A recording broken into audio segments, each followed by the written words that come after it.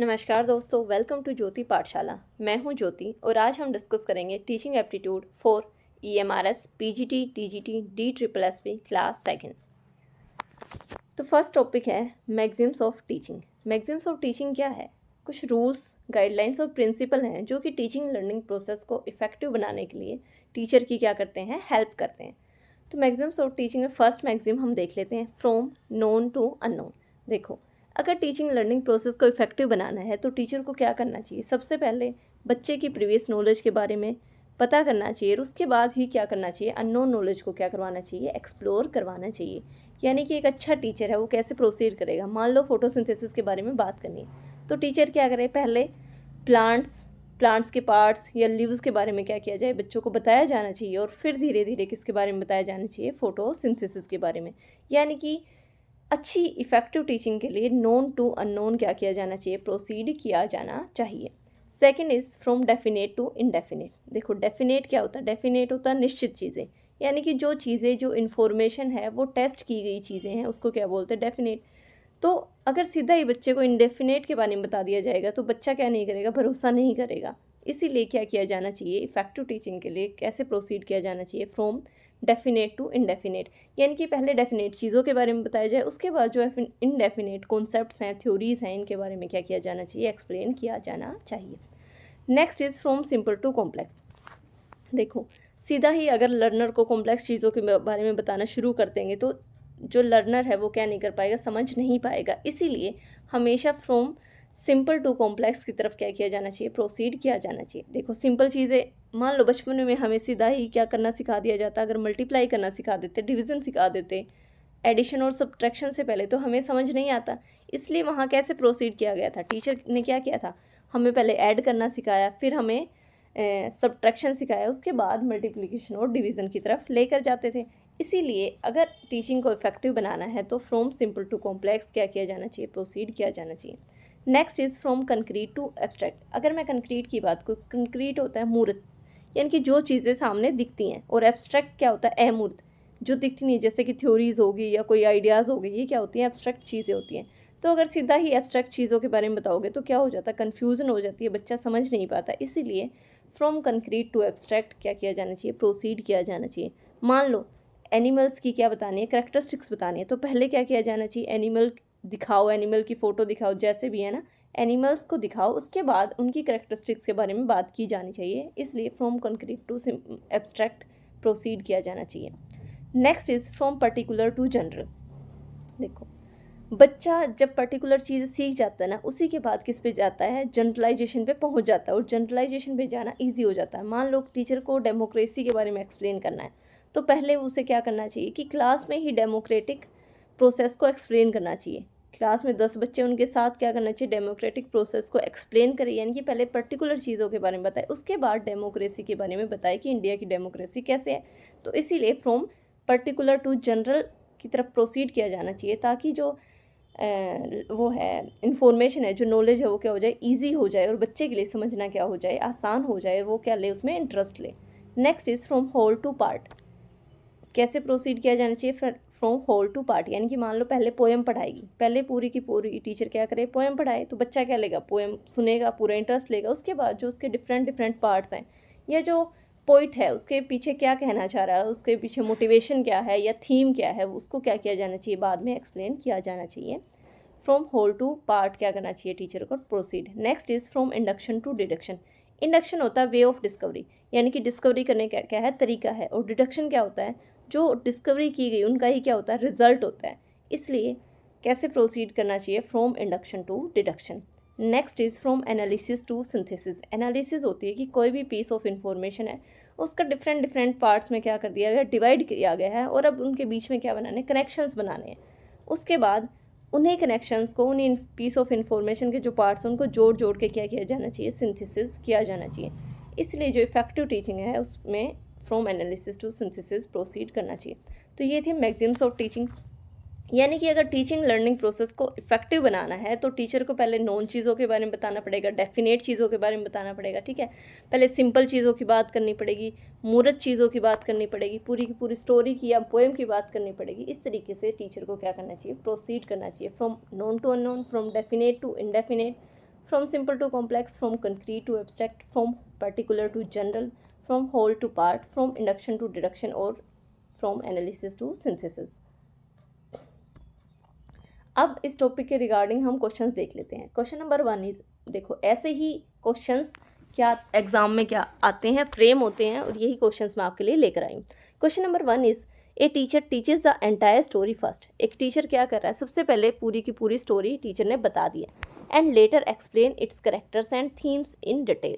पहले क्या किया, टीचर ने पूरी स्टोरी बताई है, स्टोरी बताने के बाद क्या किया, कैरेक्टर्स और थीम्स को क्या किया है, एक्सप्लेन किया है। तो विच मैक्सिम इज अप्लाइड, आपको बताना है कि कौन सा मैक्सिम क्या हुआ, अप्लाइड हुआ है। ऑप्शंस हैं, A is whole to part, B is part to whole, C is simple to complex and D is known to unknown. तो अगर मैं बात, टीचर ने क्या किया, पहले पूरी स्टोरी बताई है ना, अभी अभी हमने डिस्कस किया था, पूरी स्टोरी बताई है। स्टोरी बताने के बाद धीरे धीरे उसके पार्ट्स को क्या कर रहा है, टीचर एक्सप्लेन कर रहा है। तो राइट आंसर क्या रहेगा, ए होल टू पार्ट। क्लियर है। तो ऐसे ही एग्जाम्स में क्वेश्चन आते हैं, तो आपको सिर्फ क्या करना है, टॉपिक को डिटेल में पढ़ना है, अच्छे से समझना है, उसके बाद आप इजीली क्या कर पाओगे, एग्जाम में परफॉर्म कर सकते हो।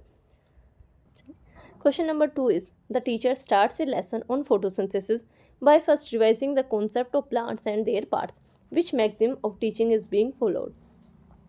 तो टीचर क्या कर रहा है, उसे फोटोसिंथेसिस का लेसन शुरू करना है। तो टीचर ने क्या किया, सबसे पहले प्लांट और उसके पार्ट्स के कॉन्सेप्ट को क्या किया, रिवाइज किया। यानी कि पहले प्लांट्स के बारे में बताया, उसके पार्ट्स के बारे में बताया, फोटोसिंथेसिस का लेसन स्टार्ट करने से पहले। ठीक है, तो वो कौन सा मैक्सिम यूज़ कर रहा है या कौन सा मैक्सिम फॉलो कर रहा है, ये हमें बताना है।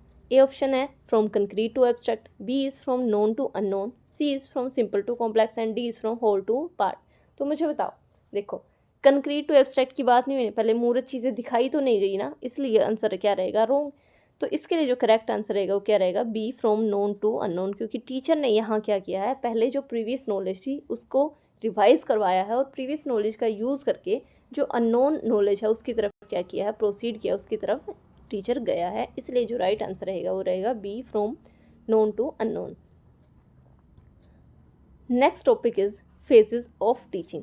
देखो फेजेस ऑफ टीचिंग थी वो किसने दी थी, फिलिप जैक्सन ने। कैसे याद रखोगे, पी से फेज और पी से फिलिप। ठीक है, अब जो इन्होंने इस फेजेस ऑफ टीचिंग की बात की थी वो अपनी बुक में बात की थी, लाइफ इन क्लासरूम। बुक का नाम क्या था, लाइफ इन क्लासरूम। तो जो फेजेस ऑफ टीचिंग है किसने दी, किसने इंट्रोड्यूस की, फिलिप जैक्सन ने। उनकी बुक का नाम क्या था, लाइफ इन क्लासरूम। इन्होंने क्या किया, जो फेजेस ऑफ टीचिंग है ना उसको 3 पार्ट्स में, 3 फेजेस में डिवाइड कर दिया था। फर्स्ट था pre active phase, second is interactive phase and third is post active phase. Pre active phase, interactive phase and post active phase. सबसे पहले हम बात कर लेते हैं प्री एक्टिव फेज़ की। तो जो प्री एक्टिव फेज़ होती है वो होती है प्लानिंग फेज़। यानी कि इस फेज़ में टीचर क्या करता है, प्लानिंग करता है कि लेसन, कौन सा लेसन पढ़ाना है, क्या लेसन के ऑब्जेक्टिव्स होंगे, और उसके अलावा जो मटेरियल है, टीचिंग एड है, वो कौन सी टीचर यूज़ करेगा। ठीक है, तो जो प्री एक्टिव फेज़ होती है वो कौन सी होती है, प्लानिंग फेज़ होती है। इसमें टीचर क्या करता है, ऑब्जेक्टिव डिसाइड करेगा। सबसे पहले लेसन डिसाइड करेगा कि कौन सा पढ़ाना है, उसके बाद लेसन के ऑब्जेक्टिव्स क्या क्या रहेंगे। नेक्स्ट है कि मटेरियल और एक्टिविटी क्या क्या यूज़ करेगा क्लासरूम के लिए। तो सारी चीज़ें यानी कि प्लानिंग जो आती है वो किस में आती है, प्री एक्टिव फेज़ में। नेक्स्ट है इंटरेक्टिव फेज़। अगर मैं इंटरेक्टिव की बात करूँ तो ये एक्चुअल टीचिंग लर्निंग फेज़ होती है। इसी फेज़ में टीचर क्या करता है, बच्चे के साथ क्या कर रहा है, इंटरेक्शन कर रहा है, क्लास में आएगा, पढ़ाएगा, पढ़ाने के साथ साथ जो लर्नर्स हैं उनको डायग्नोसिस करेगा कि उन्हें क्या क्या डिफ़िकल्टी आ रही हैं, उनके जो रिएक्शंस होता है उनको ऑब्जर्व करेगा। और इसमें क्या आती है, परसेप्शन। परसेप्शन का मतलब क्या है कि टीचर जैसे ही क्लास में आया वो क्लास के जो इन्वायरमेंट है, एटमॉस्फेयर है, उसको क्या कर लेता है, परसेप्ट कर लेता है, और उसी के अकॉर्डिंग अपनी जो नॉलेज है, ये जो टीचिंग मटेरियल है, यूज़ करके पढ़ाना शुरू करता है। तो जो इंटरेक्टिव फेज़ होती है वो क्या होती है, एक्चुअल लर्निंग की फेज़ होती है, जिसमें टीचर बच्चे के साथ क्या कर रहा है, इंटरेक्ट कर रहा है, उसे पढ़ा रहा है, साथ में जो लर्नर्स हैं उनके जो रिएक्शंस हैं उनको भी नोट कर रहा है कि इन्हें समझ आ रहा है या नहीं आ रहा है, और उनकी जो जो डिफ़िकल्टीज़ हैं उनको डायग्नोज कर रहा है। Next is post active phase. Post active phase कौन सी होती है, इवेल्युएशन फेज़ होती है। इस पे देखो, प्री एक्टिव फेज़ में टीचर प्लानिंग कर चुका था, सेकंड इंटरेक्टिव में टीचर ने क्या किया, इंटरेक्शन कर लिया स्टूडेंट्स के साथ, यानी कि पढ़ा लिया। तो अब टीचर क्या करेगा, जो स्टूडेंट है उनकी जो लर्निंग प्रोसेस है, उनकी जो लर्निंग है उसको क्या करेगा, इवेलुएट करेगा, उसके बाद रिफ्लेक्ट करेगा और नेक्स्ट लेसन की क्या करेगा, प्लानिंग करता है। पोस्ट एक्टिव फेज़ में क्या होती है, इवेलुएशन फेज़ है। टीचर ने स्टूडेंट की जो लर्निंग है उनको इवेलुएट किया है, अपने लेसन पे रिफ्लेक्ट कर लिया है और अब उसे क्या करनी है, नेक्स्ट लेसन की क्या करनी है, प्लानिंग करनी है। चलिए तो इस टॉपिक के लिए क्वेश्चंस देख लेते हैं जैसे एग्जाम्स में आते हैं। Question number 1 is which of the following activities is most appropriate for pre active phase of teaching. आपको अभी अभी प्री एक्टिव फेज बताया है, तो इन 4 ऑप्शंस में से आपको बताना है कि कौन सी एक्टिविटी मोस्ट अप्रोप्रिएट है प्री एक्टिव फेज के लिए। ए इज डायग्नोसिस लर्नर्स डिफिकल्टी। देखो ये तो किस फेज में होती है, जब टीचर बच्चे के साथ क्या कर रहा होता है, इंटरेक्शन कर रहा होता है, इसलिए ये क्या हो जाएगा, wrong answer. B is preparing lesson plans and selecting teaching strategies. तो यही क्या रहेगा, करेक्ट आंसर, क्योंकि इसी प्री एक्टिव फेज में टीचर क्या करता है, प्लानिंग करता है, लेसन प्लान्स बनाता है और टीचिंग मटेरियल उसे क्या यूज़ करना है ये सब कुछ सेलेक्ट करता है। सी ऑप्शन क्या था, giving feedback and evaluating test result. ये तो कौन सी फेज में होता है, पोस्ट एक्टिव फेज में। Conducting classroom interaction with student, interaction हो रही है तो किस में होगी, इंटरेक्टिव फेज में होगी, इसलिए ये भी क्या हो जाएगा, wrong answer.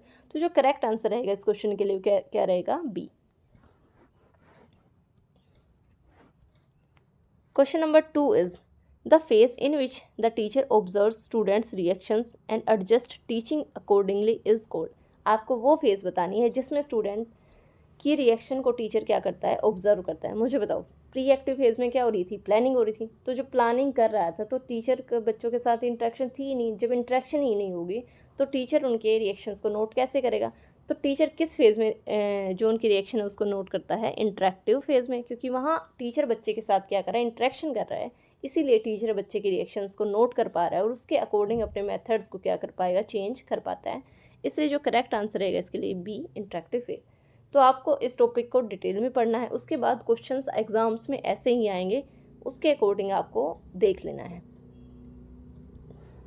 Next topic is Bloom taxonomy.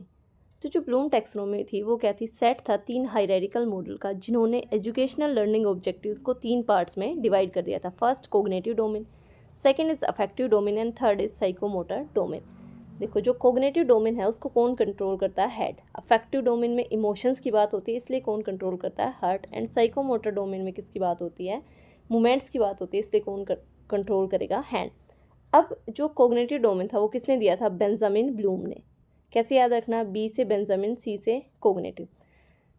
जो अफेक्टिव डोमेन था वो किसने दिया था, क्रैथ होल ने। के ए से आप याद रख लोगे, के से क्रैथ होल, ए से अफेक्टिव। और जो साइकोमोटर डोमेन था वो किसने दिया था, किसने स्टडी किया था, डेव ने किया था, इसलिए डी पी से आप याद रख लोगे, डी से डेव, पी से साइकोमेटर। चलिए सबसे पहले हम बात कर लेते हैं कोग्निटिव डोमेन की, किसके द्वारा कंट्रोल किया जाता है, हेड द्वारा। अब जो ब्लूम टैक्सोनॉमी थी ना वो 2 बार आई, एक बार 1956 में आई और दूसरी बार आई रिवाइज होके 2001 में। जो 1956 में थी वो थी नाउन फॉर्म और उसमें 6 लेवल थे, कौन कौन से, knowledge, comprehension, application, analyse, synthesise and evaluation. Knowledge, comprehension, application, analyse, synthesis and evaluation. अब जो 2001 में आई उसमें क्या किया गया, जो इसकी 6th लेवल था उसको क्या बना दिया गया, 5th, और 5th को क्या दिया गया 6th लेवल बना दिया गया था।